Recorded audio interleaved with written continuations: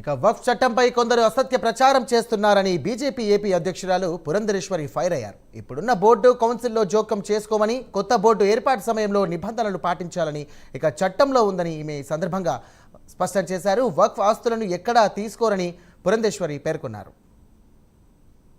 Bill కనుక మీరు చాలా జాగ్రత్తగా పరిశీలించినట్లయితే బిల్లు ఏమని చెప్తుంది, వక్ఫ్ బోర్డు కావచ్చు, కౌన్సిల్ కావచ్చు, ఒకవేళ వారికి 5 సంవత్సరాల కాల పరిమితి ఉందనుకోండి, చట్టం చేసుకున్నప్పుడు 3 సంవత్సరాలు అయిపోయింది, ఇంకో 2 సంవత్సరాలు మిగిలి ఉన్నాయి.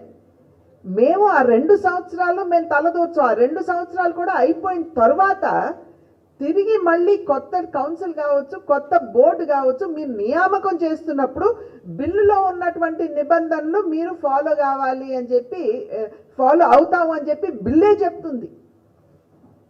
చట్టంలోనే ఉంది, మేము చేసినటువంటి చట్టంలోనే ఉంది.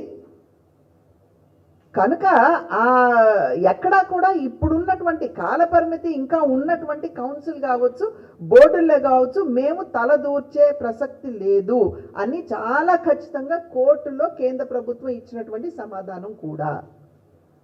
ఈ 2 అంశాల మీద కొంచెం ఇబ్బంది లేవనెత్తారు. అదేవిధంగా ఏమిటంటే ప్రాక్టీసింగ్ ముస్లిం ఎవరు అనేటువంటి అంశం మీద కొంచెం క్లారిటీ ఇవ్వమన్నారు. అది త్వరలో ఇవ్వడం జరుగుతుంది.